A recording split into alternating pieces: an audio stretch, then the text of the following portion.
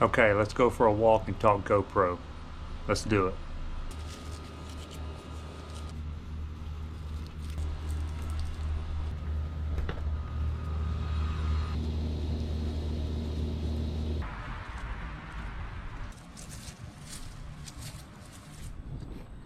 Okay, out here at the park, I'm doing some more testing with the GoPro 11 Mini. I'm recording on it right now, shooting in 5.3K wide. So 60 frames a second. Now again, you don't have to shoot in 60 frames a second, and a lot of people would recommend shooting in 30 frames per second for certain situations as well. There's positive, like I said, I was trying to say this on my last video, but there's positive and negative shooting in both. Like if you shoot at 60, that gives you the ability to slow the footage down 50%. Anything after that, the footage will become choppy, okay? If you shoot at 30 frames a second, which is what the natural eye sees, okay? We see at 30 frames a second. If you try to slow that footage down, you can't, because it's already at 30 frames a second and it'll become choppy right off the bat, okay? So you really can't slow down. If you record in 30 frames a second, you can't slow it down at all. The GoPro, of course, will also record in 120 frames a second. Now, of course, the higher frames, the larger the file size, the harder the camera has to work. You know, there's some things that go along with that. And so if I'm shooting in 120 frames a second, I usually don't shoot for it very long. It's just for that specific shot that I know I want to slow down more than 50%, okay? So I only do it in certain applications, certain situations. You know, maybe somebody's going up for a layup or a dunk or something, and I'm trying to get some slow-mo going through the air, you know, that kind of thing, whatever. Just anything you want to slow down. So that's what frame rate does. Now, you can also go up to 240 frames a second on the Hero Mini here, but you have to go down to 2.7K. So again, 5.3K being the crispest, sharpest image, 4K being below that. Recording in 4K looks great as well. And everything is pretty much in 4K. So, you know, if you watch a YouTube video, the highest it will go is 4K. So why record in 5.3K? Well, if you record in 5.3, that gives you the ability to crop in or zoom in on the camera in post when you're editing the video. So like if you record a video in 2K or 1080p, a lower resolution, and you try to crop in, the more you crop in, the grainier the footage will become. It'll worsen the image quality. But if you shoot in 5K or even 4K and try to crop in a little bit on the image, you won't see any issues. It'll still be a super high resolution, crisp image. So that's why you want to shoot in a higher frame or higher resolutions. But what I was trying to say is, if you're shooting at high resolution, it limits the frame rates a lot of times. So the highest 5.3K will go is 60 frames a second. The highest 4K will go is 120 frames a second. And then the highest 2K will go is 240 frames a second for pretty awesome slow-mo. And it still looks pretty good at 2K. So I'm a little winded. I've been out here walking. But anyway, hope that makes some sense on that. Next topic, let's talk about the lenses in the GoPro camera. Let's do that.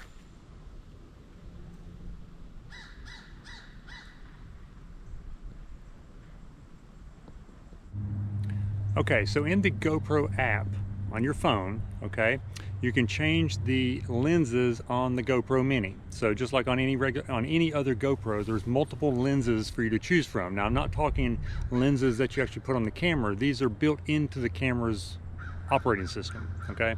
So for example, right now I'm shooting in linear. So I'm shooting 5.3K in linear mode. So this is kind of like your normal mode that you will see out of a phone. So for example, your phone camera shoots primarily in linear. You know, if you go to that wide angle on the phone, that's more of a wide angle on the GoPro, okay? So this is linear, and what I'll do right now is switch through the different modes. I'm not going to move. I'm going to stand right here and show you all the different lenses that the GoPro will shoot, and then talk about why some are pretty cool, but only in certain situations or certain scenarios.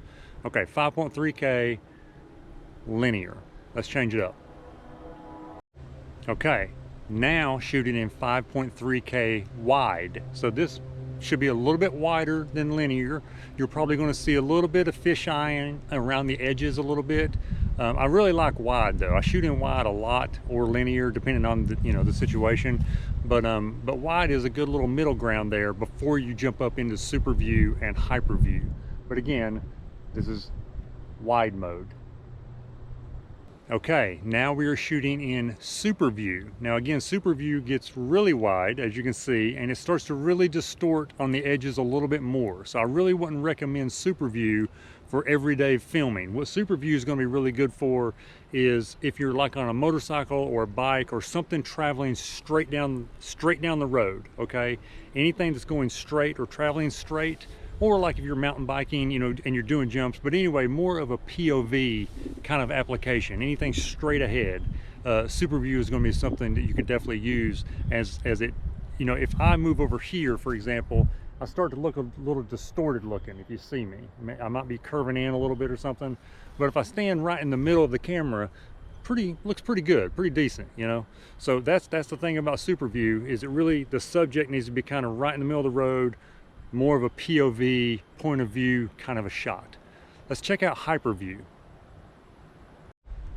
Okay, here we go with hyperview. Now, hyperview is not available in 5.3K, so I had to lower the resolution down to 4K, which still will look amazing, okay? And there's nothing wrong with just shooting in 4K all the time, especially if your phone or your computer or whatever you may be editing the footage on, if it struggles editing a 5.3K file, just record everything in 4K. It still look amazing. But anyway, you can see hyperview is really wide, okay? Now again, just like super view, you only want to shoot using hyperview if you're riding a motorcycle, mounted on a car, something that's going straight ahead, okay? You don't want to use this for just everyday filming, as again, if the subject moves way over here, it's going to look kind of wonky, but I'm way far away from the camera. You would not believe how far away from the center of the camera I am. Now again, I'm standing in the exact same position for all of these shots, so you can see how far away I am from the camera, stretched out. But again, this is hyperview. Definitely a cool feature to have. Pretty neat.